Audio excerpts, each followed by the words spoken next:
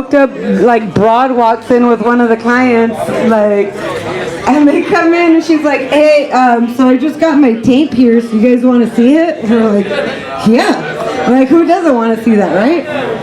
So yeah, being a hairstylist kind of comes with some perks when it comes to that, but it also comes with some downfalls. Asking people what they're doing for the weekend, and then all of a sudden the person's like, oh yeah, man, I'm getting my hair cut for my girlfriend's funeral. Like, I get into some weird, awkward situations too, where dudes bring in their high-nas. Can you guys please stop cheating on your spouses and bringing them into the salon, where we all meet up? That shit's fucking weird, man. But yeah, going back to growing up Mexican, guys. So Spanish is my first language. So sometimes I have a bit of an accent. Apparently the story about how I learned how to speak English is really funny. So I'm going to go ahead and let you guys know. So when I was about 5 or 6 years old, I got my head stuck in a counter at the General Electric building where people would write out their checks to pay their bills.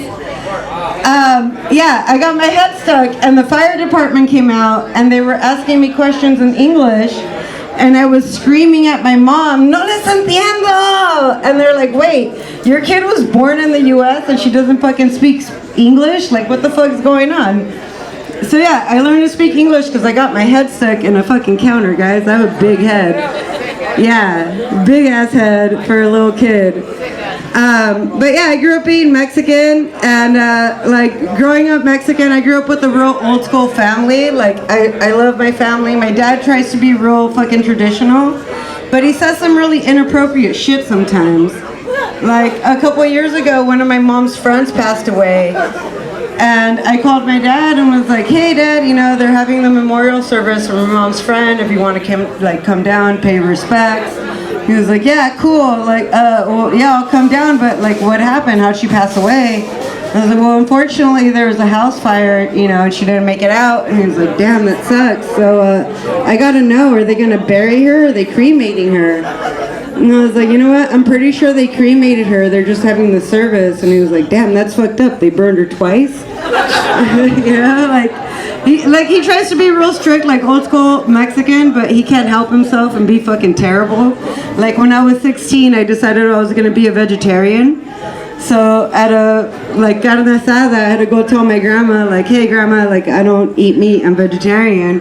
She was like, what the fuck? What do you mean you don't eat meat? Yeah, what the fuck? And I was explaining to her, oh, I don't want to eat animals or any kind of animal product. And my dad was drunk, he got up and he goes, I don't know why the fuck she's complaining. She's gonna be eating meat raw later. I didn't get it at the time. My grandma fucking laughed the loudest. My grandma laughed the loudest. I didn't get it at the time. I got a little older and I realized, holy shit, my dad made a dick sucking joke after my vegetarian announcement. But yeah, guys, thanks for listening to me. Give it up for Pomona Mush, Black, fucking thank you for having us up all the time, man. Thank you.